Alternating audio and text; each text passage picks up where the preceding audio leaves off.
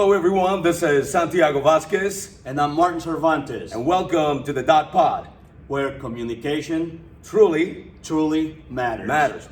Once again, without communication, we have conflict. And conflict is the primordial rage of human beings. And we have to avoid that diplomacy. That's what it's all about. Today is a very special day. Yes, more than special. We have an intellectual. And I have an erudite. I have to let you know. A highly socially, culturally educated leader of our community. But I have to let you know that I'm gonna be on my best behavior because this You? is my boss. You? So I have to. Oh yes, my I have to Lord. behave today. I do. I don't want to lose my job because no. But if I were you, No, we're He's here. always on his best behavior. I tried.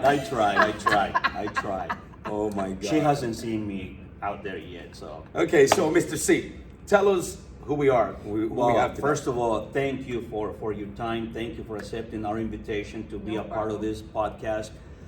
This is Dr.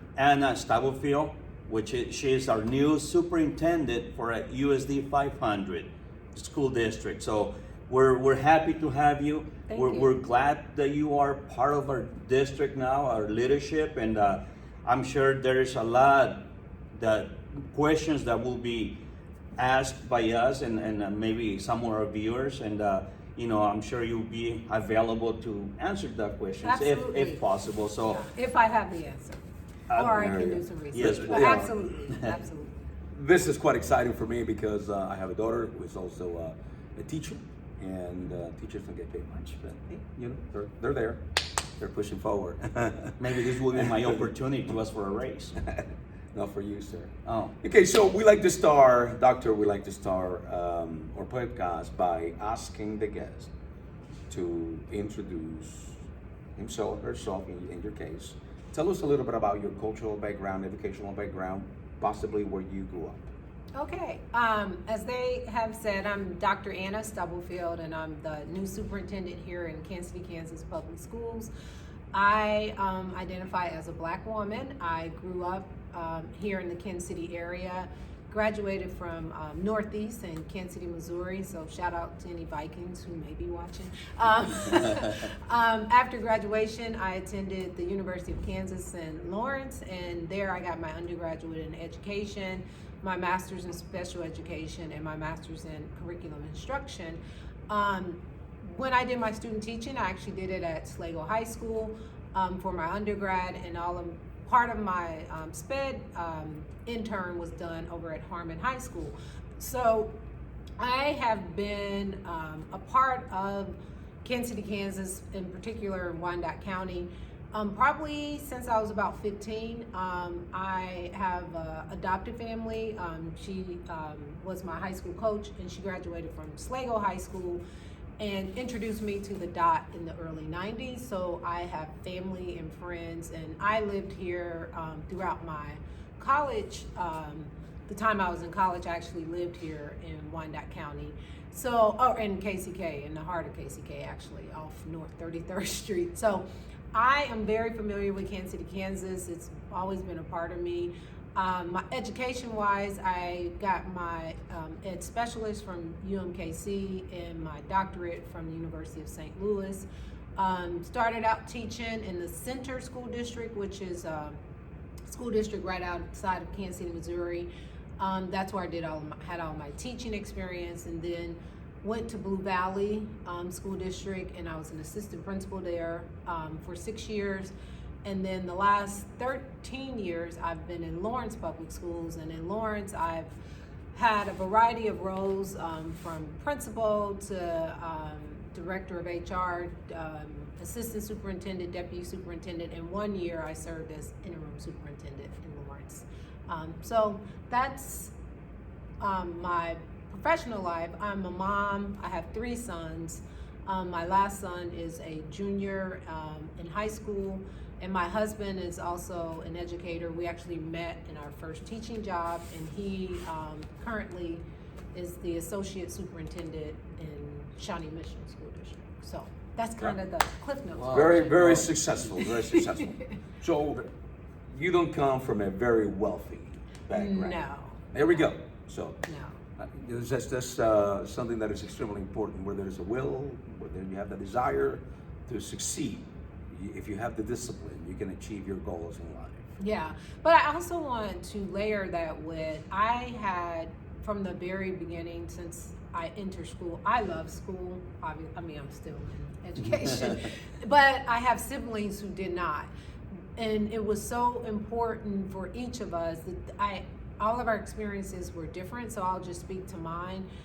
From pre-K through high school, I had teachers and mentors who encouraged me, supported me, and within the community, like I often say, I'm an example of what it looks like when you say it takes a village, because I always had supporters, and it wasn't necessarily financially or, because I wasn't around a lot of people with a lot of resources, but they just affirmed me, poured into me, connected me with people, helped me to navigate, and if they didn't know, they would connect me with somebody who could help me navigate. So I think it's hugely important, even if you don't have all of the resources, to be open. I was open to trying, I didn't plan to go to KU. I actually was going to go play basketball at a smaller college. Decided last minute I'm not going to play basketball, but my adopted mom, former coach, was like, "Were you going somewhere?" So drove down to KU, and I enrolled, and it probably was the best decision I made, just because of all of the connections that I made after that. But mentors are hugely important. Yeah. We are very strong believers that it takes a village to raise one child. Yeah. I mean, and you're the prime example, Yes. that you had good positive influence around you, people that care, people that guided you and gave you the tools that you needed. Although you said, it was hard at times, but you stayed focused. Yeah. You had it in your mind, this is what I want to do. I want to make a difference. I want to be better. Right. I dropped out in 9th grade. I didn't want to go to school. I graduated. I got my GED here 12 years ago, I believe, Kansas City, Kansas Community College, and it felt good. Absolutely. Because I felt like my brain still works, and my wife framed that diploma for me. It's on my wall. It's something to be proud of. Yeah. So, Now, tell us a little bit about District 500. My understanding is that District 500, if I'm not mistaken, is one of the largest employers in Wyandotte County. Approximately, how many teachers, how many employees do you supersede? Yeah, so we have about 4,500 employees. That includes everyone, teachers, administrators, bus drivers, food service workers. We have a little more than 4,500. I don't know the exact number, but that's how many people help to make this whole system go. And everyone in every role is hugely valuable and an asset to the district, and important to making sure that we can provide an education to the students. We also, if you go to our website, you'll see lots of opportunities for anybody that may be looking for a position. So there are lots of jobs there, and we always want to encourage those who live in Kansas City, Kansas, and Wyandotte County to work where you live, because it just will help to further the community and help our educational system for our students. Along those lines of employment, I was just telling Mr. C that a friend of mine was encouraging me. Say you're a college graduate, you should apply to be a sub teacher. Are you in need of teachers and sub teachers at the present time? Absolutely. We always need subs, and just with the way that the younger generation, how they're choosing professions and looking at professions, there is a nationwide teacher shortage, but I will focus on the subs specifically. We need subs to fill in when our teachers are not feeling well, or if their children are not feeling well. And then also we just need subs to just help us when we have professional development opportunities for our staff. But this pandemic has taken a toll on so many parts of the educational system. And we do have lots of mitigation strategies in place. We do require masks in all of our facilities. And we encourage all of our employees to get vaccinated if that's the right thing for them to do in order to allow our students to be in person. But the reality of it is there are times that staff has to quarantine or people are out with their family, so we need a larger sub pool. And I don't want people to be afraid and think that the virus, like at the school, you're more susceptible to it.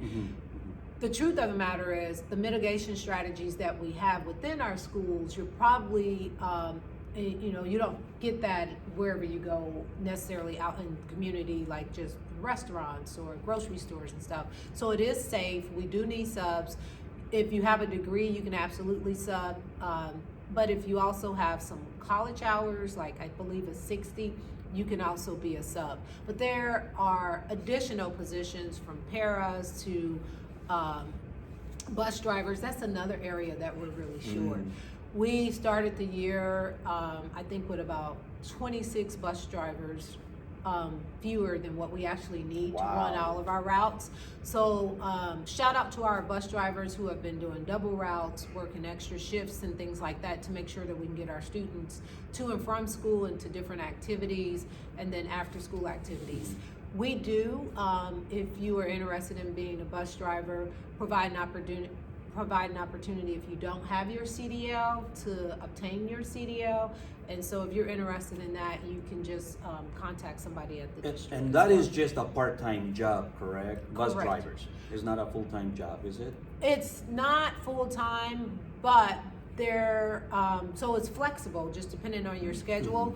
But there may be some other opportunities if you want something full-time for us to put something together between, like, we're short food service workers and paras. We may be able to fill out your day and or you may be able to, with the various shifts, accumulate enough hours to meet the needs that you're trying to Before I forget, I have to give you a shout out. Oh. Because I know that you were at a classroom at Harmon High School because we didn't have enough teachers that day, and you took it up on yourself to go and really teach a class. So to me, that shows leadership, that shows that you care, that shows that you are a part of our community here, the village that we talked about. Yeah, so I thank you. I want to clarify, I didn't actually teach the whole time, but I did for all of our district leaderships, the associate superintendents, the various levels of leadership. On the, I think it was the first Monday after the first week of school, we all deployed and helped to cover classes in a variety of sites. Harmon had the greatest need, so there were more of us there. Since then, we've had people who have consistently covered classes, and this week we are looking at like our staffing, and there were some places where, during the pandemic, kids and families made different choices or either moved to another location. So we are actually starting this school year with fewer students than we projected. So we were able, in the next week or two, we'll shift teachers to backfill some of those positions where we weren't able to hire teachers. We are hiring long-term subs, and then we're collapsing the schedule to try to ensure that all of our students have a certified teacher in front of them or a highly qualified sub until we can hire a teacher. But we had to reimagine what school looks like, which is a part of our theme this year with Rebound, Renew, and Reimagine, in order to make sure that we can service our students. So we are constantly thinking about how we have to adapt and adjust for the things that we didn't plan for in the middle of a pandemic. Yeah. Now, how are you able to, this has got to be a very stressful thoughtful and hard to manage so many people. You have to manage teachers, you have to think about the students, you have to think about so many other things that are going around you, and this gigantic budget that the district already has, and sometimes I don't think it's enough. That's just my personal opinion. I'm ignoramus in regards to this, but I think we need to do much more for the school system. How do you manage all that? And then you have a family. Yeah. So balancing that, so I will first say that there are a lot of incredible people that work, and we work as a team. I alone couldn't do this by myself. So I think it's important to collaborate, to ask questions, to be willing to do whatever I'm asking any employee to do. So like, if I actually could drive a bus, I would drive a bus, so maybe I need to learn. But any role, I look at when you are leading people, are charged, or fortunate enough to have the honor to lead so many people, I try to lead from a place of example and lead by action and rely and collaborate with the team that I'm fortunate to work with. And every member of this organization who works here, I consider them a part of this larger team. So I alone can't do it, wouldn't be possible, but I think it's so important to have the people, to surround yourself with good people who are committed to furthering the district and moving the district forward, and also have a commitment to our students so that when they leave here, our goal is for all of our students to leave with a Diploma Plus something else. And we do have a specific program called Diploma Plus, but our goal is for them to leave with a diploma plus college hours, or a diploma plus some sort of certification, or a diploma plus some sort of license. And as we continue to build out those pathways for our students, if they leave with a diploma plus something else, the research shows that they'll be more likely to be successful and to be able to create a life for themselves beyond when they leave high school. Yeah. Something very important that you said, having the right team around you. It's not just having a team that comes in to collect a paycheck. It's having a team that actually cares about the students, cares about our future. And I've seen, I know quite a few people here in central office, and man, they are invested. They care, they love the district, they love our kids, and that's very important, because some of us sometimes would be like, you know what, I don't feel like coming in today. I just, I'm overwhelmed. We don't have enough teachers. I'm doing more than I'm supposed to do. We're humans, we have feelings and emotions, and sometimes, we just bring ourselves down, and to have a leader like yourself telling us this is what we need to do. I'm invested, I'm a part of this. I'm not going anywhere. To me, that says a lot. It brings me up and says, you know what, kind of helps me refocus. It says, I want to be a part of this. I want to be a part of making a difference in our community. Yeah, absolutely. We have to always think about when we get to those moments, is like frustrated, don't want to be there, or things happen. Like it's not, everything is not perfect, but we have to remember our why. And my assumption is anyone who works for USD 500, our why are the students and the families that we serve.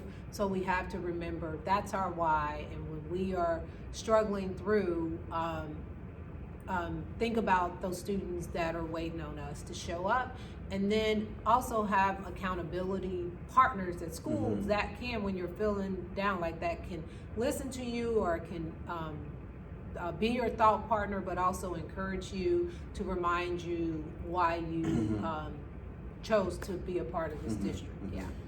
Now, in the beginning of our conversation, you have spoken about the pandemic, how it has affected we're going on 2 years now, if I'm not mistaken. Yeah. And how the pandemic has affected the educational system, society in general. Now, how do you explain people that have never taught, in particular the critics, that there are a plethora of social, cultural, anthropological issues that affect the life of a student? Yeah. And that can either be a positive impact or a negative impact. How do you explain that to? Well, I think this pandemic has impacted so many people on so many different levels, you know, and it has taken a toll on the mental health and well-being of everyone, from children to adults. And so as we're navigating and still prioritizing academics, we have to be aware that our employees and our students are experiencing this through their own lens and through their own circumstances. So we have to extend grace to one another and to remember, you know, that we're all in this together, and not necessarily point and blame or find fault, or, you know, because when the frustration or things happen that we didn't necessarily plan for, it's easy to blame someone else or to say somebody should have did this or someone should do that, instead of reflecting on and being like, you know, asking the question, how did I contribute to this situation, or did I contribute, or and if I didn't contribute in a positive manner, what can I do to try to help solve it, and try to be proactive around that, and not necessarily create division because someone may have a different perspective or a different experience than yourself. Now you've been in Wyandotte County, Kansas City, Kansas, since the early 90s, you're fine. And since the early 90s, the demographics Have changed. in Kansas City, Kansas have drastically changed. Yeah. And I'm sure you're aware of this. I'm sure you need more bilingual Absolutely. teachers or staff. I'm the product of 3 years of ESL. Okay. So, you know, coming from Venezuela, South America, I couldn't speak English when I first came to the U.S. So I had a fantastic ESL teacher in high school, and some phenomenal instructors when I went to college, because I have to spend 2 years in college as an ESL student before I was able to take regular classes. And so we have this demographics, the Hispanic community at the present time has actually surpassed the African American community. How do you deal with that? Because now you have an influx of a group of people that, and you might not be prepared because of the lack of resources, or now you have this wave of people that are here for the best. That's my opinion, being an immigrant. How, and sometimes people have a very difficult time understanding this, that boom, like when we came in, I heard a parent with 2 children speaking to one of the members of your staff in Spanish. How do you deal with that? How do you go, okay, we need more teachers, we need a greater budget so that we can hire people? How do you handle that? That's Well, I think you said it. We do need more bilingual educators, and then we also need to be creative in the way that we engage families who English may not be their first language, because we need to create an environment where families feel welcome, where they feel safe, in order for the students to thrive and to grow in this educational system. So while we are focusing on hiring, you know, bilingual staff members and translators, we also can partner with community members like yourself to help us if you happen to know of resources or individuals who may be bilingual, who may not necessarily be a teacher but can be a translator for us, and also really listening to those families, the families, and figuring out what they need in order for the students to thrive, and continuing like with our ESL programs, and exploring, you know, the possibility of what is it, dual language. Is that something as a district that we need to be exploring in some of our schools?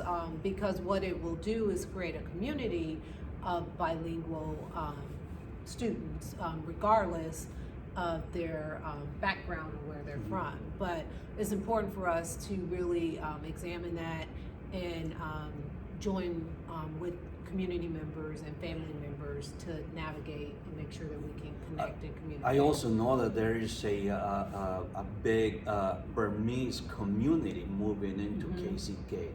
You know, not just Hispanics, but there's over, I don't know, 50 something languages speaking here in our district. So, you know, there's a lot. But I'm gonna take you back to the pandemic and how it might have affected the hiring of teachers.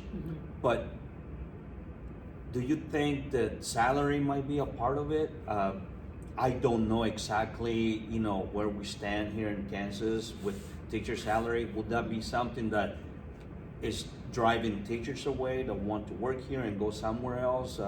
Johnson County? Yeah, so I think it's sometimes, you know, we like to simplify it to like salary.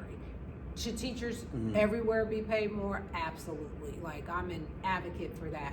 But I also want to acknowledge in Kansas City, Kansas, we are very competitive when you look at our counterparts with salary. I mean, right now, the board and NEA are in the midst of negotiations to determine what the increase will be for this particular year. There are some districts that pay more than us, and there are several districts who pay less than us, but we're very competitive when it comes to salary. And we will do a better job of, before people leave, have stay interviews to see what will make them stay here in the district. And when they leave, also collect data around why they're leaving.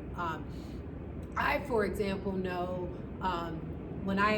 there were 2 teachers from KCK that went to Lawrence, where I came from, and they actually live in Lawrence. So, and Lawrence actually pays less than KCK. So in that particular case, they probably were going there because that is where they live. And in some cases, you know, it can be the same for a Johnson County school. It could be pay or it could be closer to home. But we really need to gather that data. And sometimes it is just this pays more. So we have to acknowledge that, and where we can put more money there, absolutely. But we are competitive.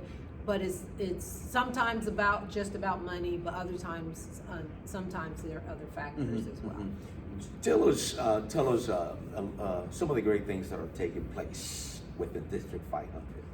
You as the new superintendent, you know, what are some of your ideas or one of the great things that are taking place right now? I mean, we want people to hear this because so we, and one of the things that I'm really excited about, and I talked a little bit about it earlier, is our Diploma Plus program and expanding that and making sure that all of our students, 1, graduate, and 2, graduate with something in addition to the diploma. And I think I'm right, the last time that I talked to the coordinators there, they said 48% of our graduates last year graduated with something plus. So our goal is for 100% of our graduates to have that. We'll be sharing, I'm excited about a couple of the pathways, but I can't share them here, but if you watch some future board meetings, we're excited about 2 additional certifications that we'll be able to offer to our students. We're excited about our partnership with the Kaufman Foundation. Great. To have, they have a focus on real world learning opportunities so that students will graduate with market value access. And some of those include, you know, college or career experiences, but reimagining what our curriculum looks like and how we deliver it to our students so that it's more of a real world learning experience for them. So that, you know, like you all put together this podcast. So if there's some students who are interested in like editing videos and those kind of things, like providing them those experiences and aligning it to the standards, because you have to like edit and write out and think about questions. And so you are hitting on, you know, language arts, math as well, because you're like, okay, it's going to be this many minutes if we got to chop it down, and the angles and the chairs and all of those things are math, language arts, reading, and so they're real world. So when students are learning those foundational skills, applying it to things that they actually may have a passion for in life, and helping them to make those connections. So I'm excited about those things. I'm also just excited that our kids are able to be in person and focusing on their mental health and their well-being, and connecting them to adults that can advocate for them and help them to navigate the world in which they live in. Yeah. Well, there is an amazing person here in Wyandotte County that has helped me a lot with students that want to study law. Judge Kate Lynch, shout out to her. She will allow me to bring some of the students to shadow her for a day. They go behind the scenes, they see how things are done, and get to experience that firsthand. So when then we'll realize, well, this is what I want to do, this is not what I want to do. But yeah, she's been an amazing person. I brought probably 6 or 7 young men and women to her office, and she will just explain to them, this is how it works, this is what we do, and they get to listen to her cases and all that. So she's been an amazing person here for our students to have that firsthand experience here.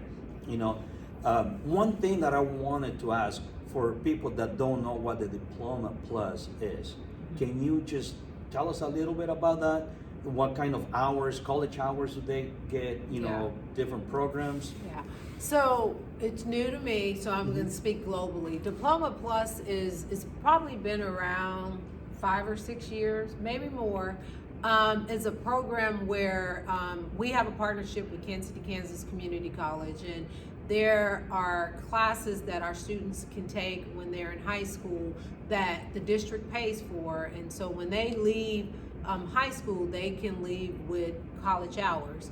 And we continue to expand that to include different certifications like a CNA, and now we're expanding it to include some licensures, and one of the things that we're exploring is like sound, audio, and some other things that students may have an interest in. So the original program, I believe, was focused on like accumulating college hours, but we are when you think about Diploma Plus any sort of certification or licensure is what it is. So our goal would be for 100% of our graduates, because that'll just give them an advantage when they leave. You know, you're not leaving high school and then taking your first college class or enrolling in a certification program. You are leaving. In a lot of cases, our students can immediately be employed with depending on the certification. And when do they start the Diploma Plus? Junior, senior year, or? Yeah, I believe there may be a few sophomores, but definitely your junior, senior year, you have that opportunity, and it's available at all of our campuses at the different high schools. Now, when we interviewed Mr. Randy Lopez, the president, the board president, we there's a lot of negativity about Wyoming County. You know, I love Wyoming County. You know, I worked here and have a little business here, and my family's here. When we look at the records of Wyandotte County, we're always in the bottom in regards to health and education. And how do we combat that? How do we combat that? How do we turn that around so people can look and say, look, if this is happening, it's because of this, this, and this. And we as a community, we're not we might not be doing enough for these kids, because it's not just the kid alone. You know, so I don't know if you can elaborate a little bit more about I mean, you know, it is a complex system, but what we know, you know, when you look at communities that are ranked higher in health and education, the foundation of any community is the educational system and the experiences that the students have in that. Because if we can foundationally say 100% of our graduates are graduating with a diploma plus other, they're gonna impact their families and then the generations that they create beyond that. So we have to start in pre-K with as soon as our students enter into our system, making sure that we have checkpoints every year. Like where does the preschool student need to be in order to be on track to leave our system with a diploma and something else, so that they will be able to have a head start afterwards. And we have to make sure that they're on track for graduation, they're on track to explore and experience these things that will energize them and motivate them to continue on and to change that statistic of Wyandotte County always being in the bottom. But we also have to work with our community and the families that are here and really listen to what it is that they are needing and collaboratively work together to provide those resources for those families of our, for the parents and those providers of our students here, so that our students, so that they can thrive, so they can support our students in order for them to thrive. So it's complex, like, you know, we have to provide the foundation for our students, but we also need to work collaboratively with organizations in the community to make sure the families have what they need in order to make sure that their students are able to come and focus on learning. So, I'm sorry, Mr. Seco. Go ahead. Okay, so along this line, how important is parental involvement in the success of the child? And does District 500 offer any type of training for the parents? So, parental involvement is huge. However, I will add an addendum, because my own personal experience, my mom was a single mom, had 8 students. I mean 8 kids. We weren't her students, we were her children.